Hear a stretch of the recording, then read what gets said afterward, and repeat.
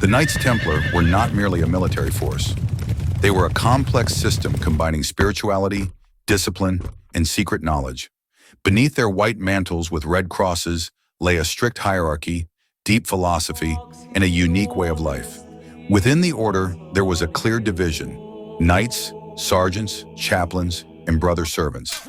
Knights were the elite, armed, trained, and devoted. Sergeants were auxiliary fighters, often from humble origins. Chaplains were spiritual mentors who conducted services and confessions. Servants were craftsmen, cooks, and scribes who maintained daily life. Each day was scheduled by the hour: morning prayers, military training, study of scripture, care for horses, and fortress patrols. In the evening, communal meals, reading of spiritual texts, silence and reflection. Templars owned no personal property. Everything belonged to the order.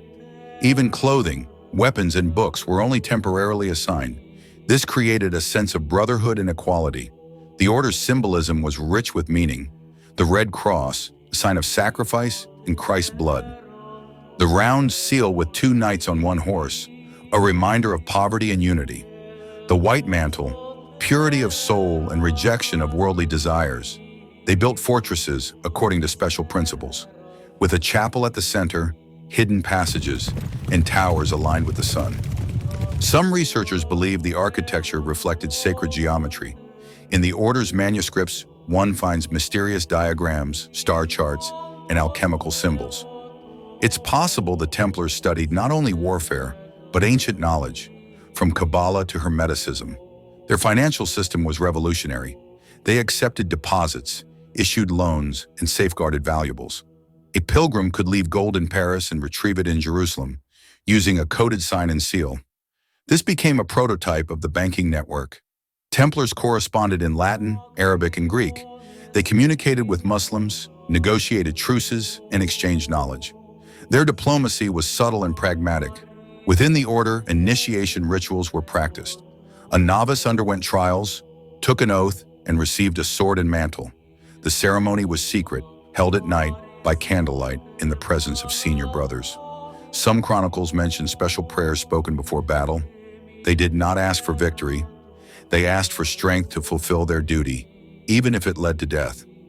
After the order was dissolved in 1312, many knights vanished. Some entered monasteries, others joined secret brotherhoods. Their symbols began to appear in architecture, heraldry, and books. In Portugal, they became the Order of Christ. In Scotland, allies of Robert the Bruce. In Central Europe, guardians of knowledge in monasteries. Their ideals, loyalty, discipline, service, became the foundation for future chivalric codes. Even during the Renaissance, artists depicted them as symbols of courage and spiritual strength. Today, looking at ancient cathedrals, frescoes, and seals, we see traces of the order. The Templars are gone, but their spirit remains, in stone, in words, in memory.